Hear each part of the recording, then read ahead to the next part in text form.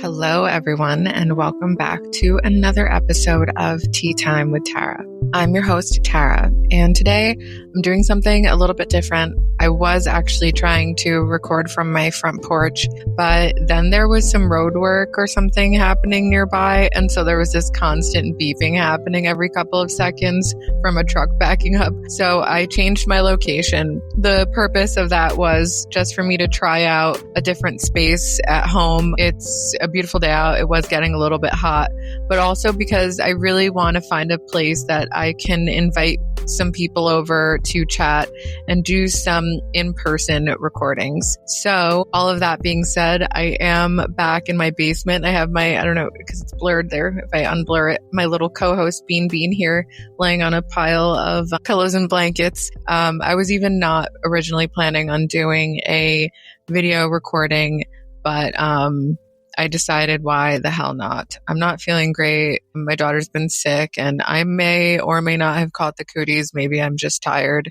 but I didn't do my hair. It's looking kind of, thank goodness that I got an incredible haircut. Shout out to Rachel at Gumdrop in Montclair because she is a freaking magician with how she does my hair. She's just so incredible. So this is not an ad. This is just a genuine shout out because I feel like I don't have to style my hair very often now that I have been having her regularly cut my hair, which is wonderful. Anyway, I definitely didn't take my Adderall today, so I apologize in advance. I am really going to do my best to stay on track here. I am trying some new things out.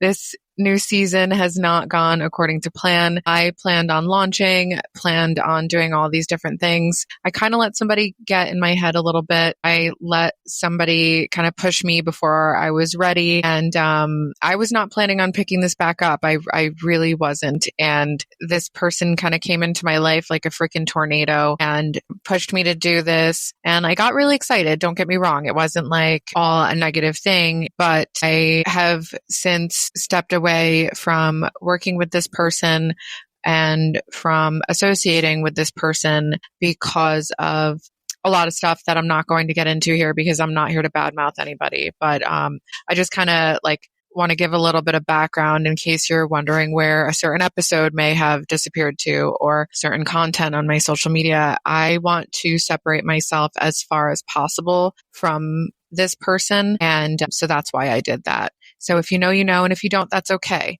Like I said, I'm not here to badmouth anybody, but it's really important that I protect myself and that I protect my brand. And part of that is not associating with certain people or certain brands. I am very excited because I have a lot of little partnerships going on right now or upcoming. I will be announcing a few things in the coming episodes, and I am going to be doing more consistent, regular episodes.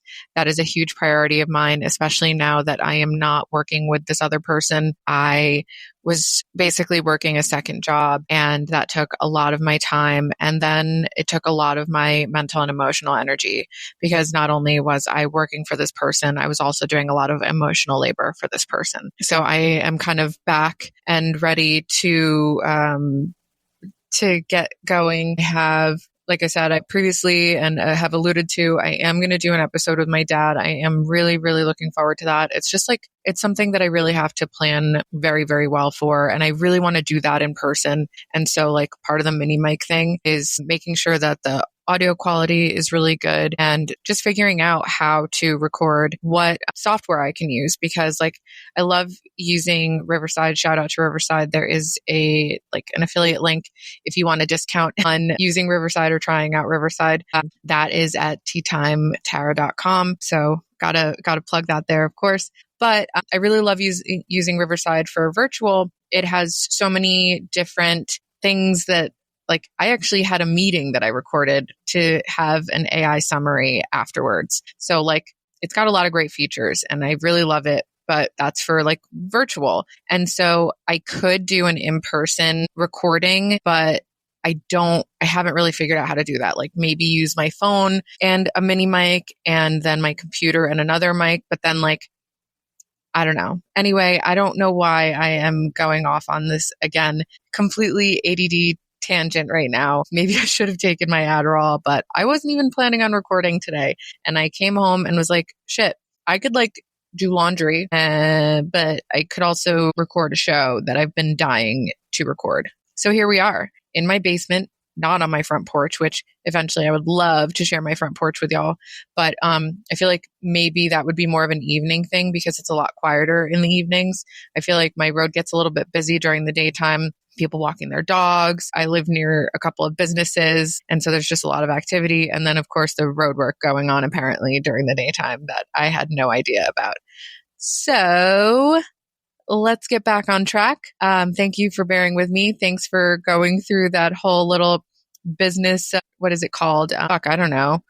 Is it it's not bookkeeping? I don't know. Whatever. I'm ready. I'm so ready. This is not just another episode. This is the start of a mini series that's been sitting with me for a long time. I've had, I think, at least one episode about this previously, but not only did I not do a really deep dive, but I feel like I've learned so much since I recorded that episode. So today we are starting episode 1 of a mini series about diving into why communication can feel so incredibly hard in relationships, even when we love each other, even when both of us want to do better, or one of you, whatever. But let me just say from the beginning, I know every relationship is different. Every person brings their own history, their own patterns, their own wounds. There's no one size fits all explanation here. What I am hoping to do is to look at some of the common threads, especially in heterosexual relationships. Because a lot of us are walking around with the same frustrations, the same confusion, and the same silence. In heterosexual relationships specifically, I feel like there is a different dynamic between the masculine and feminine and the impacts that socialization and society and patriarchy have had on how we navigate relationships and the things that we've learned. So that's why I make that caveat that it is more focused on heterosexual relationships. But I do feel like regardless of your gender identity or your sexuality, that there are going to be things that resonate with you either way. So bear with me. I'm just going to be speaking in terms of a heterosexual relationship because of what I had said before. All right. First part, we are going to start with the basics. Obviously, communication is hard. I don't think that until I became an adult, I don't even know what's the milestone of becoming an adult, but I do kind of feel like I'm very, very in my adult era, right? I'm a mother of 2. I have a career. I am living with my partner, navigating all of this very adult shit, right? So communication is hard. Not just because of words or tone or timing, but because we all have learned different things on how to do relationships. We've all learned from our families, from our past relationships, from the media we consume, whether it is, TV or podcasts or social media even. And we've all missed out on learning things like how to stay calm during conflict, about how to take feedback without shutting down or getting defensive, and how to speak up without guilt or hostility. We're not broken. We're just working with tools no one taught us how to use, or without any tools, right? And every single one of us brings our own lived experience into each situation and each relationship. So again, this may not apply to everyone. I mean, it certainly won't. But I do hope that you'll hear yourself in parts of this and maybe feel a little less alone and hopefully learn something too, because obviously that's my why. That's why I continue to do this. There's this idea that keeps coming up for me a lot on Instagram. I see things speaking about how relationships are a mirror, and that really resonates with me. They reflect not just the love and connection, but all the stuff that we don't want to see too. A mirror is going to show us everything, even the parts that we've buried, the habits that we've picked up for survival and the wounds that we haven't healed. The moment when your partner says, "You're not listening to me," and you feel your stomach drop or your chest get really tight, that's the mirror. And we all react to the mirror in different ways. Some of us will just avoid it altogether. If I don't like what I see, I'm not going to look. Some of us blame it like there's something wrong. There must be something wrong with that mirror, right? There must be something wrong because I don't like what I'm seeing. And so it's not me, it's the mirror. And some of us break it because we hate it so much. But what would happen if we just looked into it with curiosity instead of with judgment or fear? Let's walk through some patterns that you might recognize. One, the shutdown spiral. One person opens up emotionally, the other gets quiet, shuts down, or walks away. Not to hurt, but often because they feel overwhelmed or flooded. I am that person. When I feel like a discussion is getting too overwhelming or heated, my immediate response is to walk away. Like fight or flight right away. My brain is like, get out of there, bitch. And I'm really working on recognizing that because this creates a loop. The person who has opened up or expressed their feelings then feels abandoned or rejected. And the person who shuts down then feels inadequate or afraid of saying the wrong thing. And it creates this sense of insecurity and lack of safety in the relationship. So over time, this creates a dynamic of resentment unless it is named and worked through. Sometimes the shutdown partner was raised in an environment where expressing their feelings, expressing their emotions led to punishment, which is where I come from. I was not allowed to have feelings as a kid. Every time that I cried, I would get my ass kicked. I'm telling you, like the amount of times that I was told, stop crying, stop crying, stop crying, and then like repeatedly hit for it, I cannot even count. And I was a very small child when this was happening. So I actually have a scar on my face, on one of my eyebrows. I think it's this one for those of you who are watching. I think that's the scar from having grabbed by my hair and my face smashed into a kitchen cabinet. It wound up hitting the cabinet handle.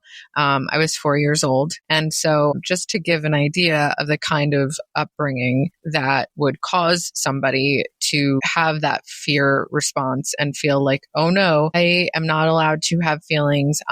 Somebody is expressing their feelings very intensely. I got to get the fuck out of here. And yeah, I'm almost 38 years old, but that fear response is so deeply embedded in me. I have spent years in therapy trying to work through it. I have done EMDR and biofeedback and cognitive behavioral therapy, talk therapy, all of it. And I still see a therapist regularly. And I'm still working through those things, not because I'm not capable of it, but because some trauma is very complex. I think I've talked about CPTSD in other episodes, so I won't go on a whole tangent here. Just again, this is not about like feeling sorry for me. I'm doing okay. I have thankfully, like, what's it called? Incorporated a lot of that trauma and have done a lot of healing and growth. But there are just some things that become like a part of you. That's the kind of stuff that people might be dealing with to one extreme or another. Like that doesn't necessarily mean that everybody has had that experience. I'm just saying like that's an example, right? Of why somebody might be reacting the way that they're reacting. And you might not know that. And even if you do know that about your partner's past, it still might not, like, it's really hard to understand unless you've been through it and unless you're experiencing it. That's basically what I'm trying to say.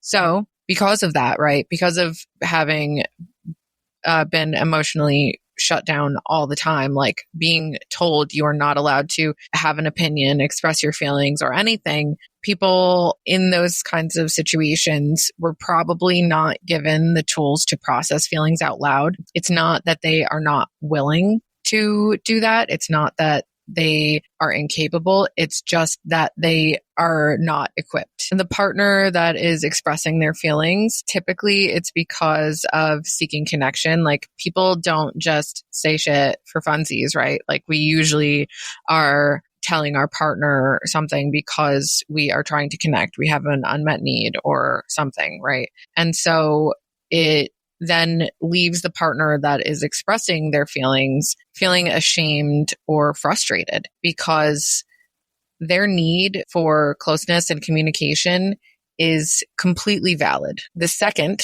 scenario is the fix it response. So someone shares a vulnerable feeling, and instead of being met with empathy, like, I'm really sorry that you feel that way, or that must be really hard, they're given a solution like, well, you just need to do this. But here's the thing. Most of us don't want a solution, right? We just want to be heard. We just want to be felt with. We want our experience and our feelings to be acknowledged before anything else. Offering solutions too soon can feel very dismissive of the emotions entirely. It's not about the problem. It's about the pain and those emotions behind it. It might not necessarily be pain. It could be frustration, overwhelm, etc. But it's about those feelings behind it. So many people use problem solving as a way to manage their own discomfort with emotion. It can actually be a self-soothing behavior for the fixer, even though it disconnects them from the partner who is sharing their emotions. And that is totally unconscious. Number 3 is the scorecard, keeping tally of who's right, who has apologized last, or who contributes more. This turns a relationship into a competition where someone always has to lose. But in real connection and in a healthy relationship, there's no scoreboard. There's just the question, are you okay? Are you safe with each other right now? Scorekeeping is often a symptom of unspoken resentments. It builds over time when someone doesn't feel appreciated, for example, or validated or seen. And instead of voicing those feelings of vulnerability, they stack it up as silent ammunition to use against their partner later because they do not know how to express those feelings. Number 4, I think we're on number 4, unspoken expectations. We all do this. We assume our partner should know what we need because we've been together long enough or because we think it's obvious. But people aren't mind readers. When expectations go unspoken, they usually go unmet, and that breeds silent resentment. Naming our needs isn't selfish. It's actually one of the most normal things that we can do. But for many of us, naming our emotions feels absolutely terrifying. Maybe you were shamed for asking for help, or your needs were met with ridicule in the past. So now, instead of asking directly, you hint or you stay quiet and hope. You might also think that you are communicating clearly, that you are having a certain need or saying something pretty directly. But a lot of times, and I will say this for myself especially, I've realized that I have not been as direct about what my need is. Like, I'll give you an example. Me and my partner get into an argument and I need a minute, right? I need a minute because I need to collect myself and I don't want to raise my voice or say something I don't mean. So I need a minute to collect myself, to calm down and to revisit the situation, the discussion with a clear mind. And so my reaction, and part of this is a trauma response, right? Is to say like, I'm not doing this right now. I'm not doing this right now. And what I mean is, I can't do this right now. Like I emotionally and cognitively cannot even think clearly right now. And I want to communicate with you and I want to give you the attention that you deserve and the respect that you deserve. And I am not capable of doing that right now. So I need a minute. I need a minute to calm down before I proceed, before this conversation goes any further. I'm thinking all of these things, right? But all I'm actually saying is I can't do this, or I need a minute, or I'm not doing this, or I don't want to talk right now, or I don't want to argue, like very short, because that's all my brain is capable of saying in those moments. And so for me, I am working on being able to say, I don't want to argue with you right now, and I need a few minutes to cool off so that we can revisit this conversation, right? Because that's what I'm thinking. That's what I mean. In my brain, that's what I'm thinking. But that is not what is coming out of my mouth. So that is an example of like your partner can't read your mind, right? You think that you're communicating clearly. You said some shit, right? You said what you needed, right? I need some space. Could be that simple. I need some space, but why? Because if you're not giving the other part of like, hey, I'm not abandoning this. This matters to me, then your partner is going to end up feeling frustrated or abandoned or unheard or, variety of emotions. And they are totally valid. This is a pattern that can be unlearned, but it requires intention and a safe space. None of this means that your relationship is doomed. These are just signs that deeper needs aren't being met or even spoken. These patterns often become our go-to, not because we are trying to hurt each other, but because we're trying to protect ourselves. And if no one names what's really going on underneath, we keep repeating the same dance over and over. So now we're going to talk about why. Why does this happen? Let's talk about what's happening under the surface of all of these things. Our upbringing, like I mentioned before, if emotion wasn't safe growing up, if you were told to stop crying, to be tough, or if expressing anger or sadness led to punishment or shame, you learn to shut down. And remember that you are a tiny little wee one when you experience this shit. So that stuff becomes so embedded in our development, in our brains during development rather, that it's like I said, a part of you. Maybe you were the peacemaker in your home, always smoothing things over. These roles do not just vanish. We bring them into our adult relationships, sometimes and most of the time without realizing it. And for some people, communication isn't just hard, it's triggering. Like I mentioned earlier, it brings up childhood wounds or survival patterns that were once necessary but are now damaging to emotional safety. This is everything. If you express how you feel and you get criticized, dismissed, or punished, your nervous system will remember that.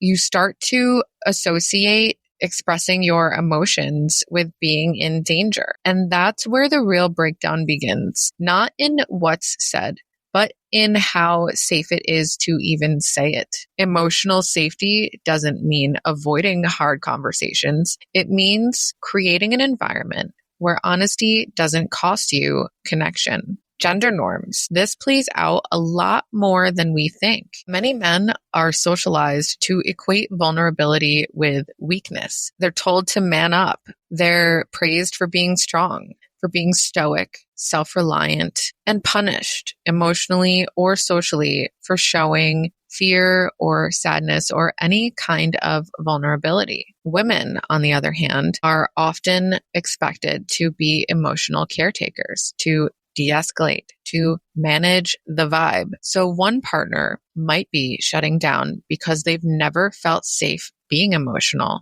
while the other is desperately trying to get them to open up, creating frustration on both sides.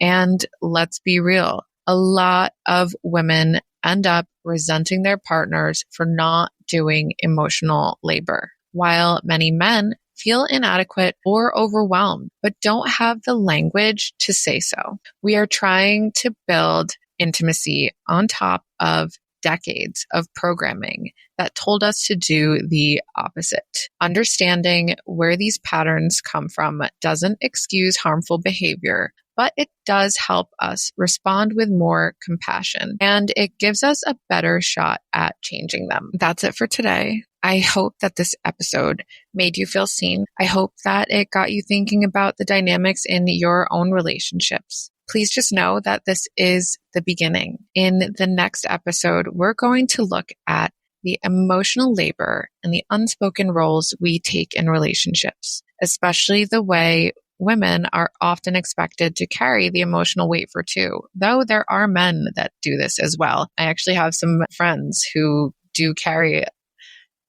a lot of the emotional labor, and they are men.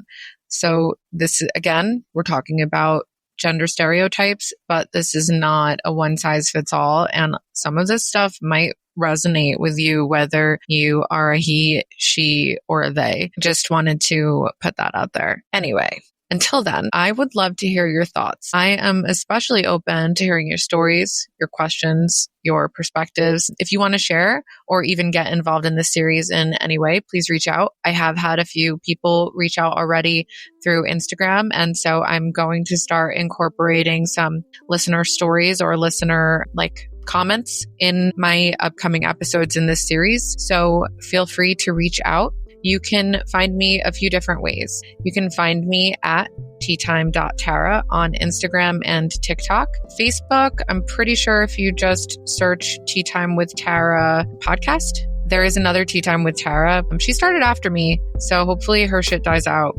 I don't think she's a podcast. She's like a whatever.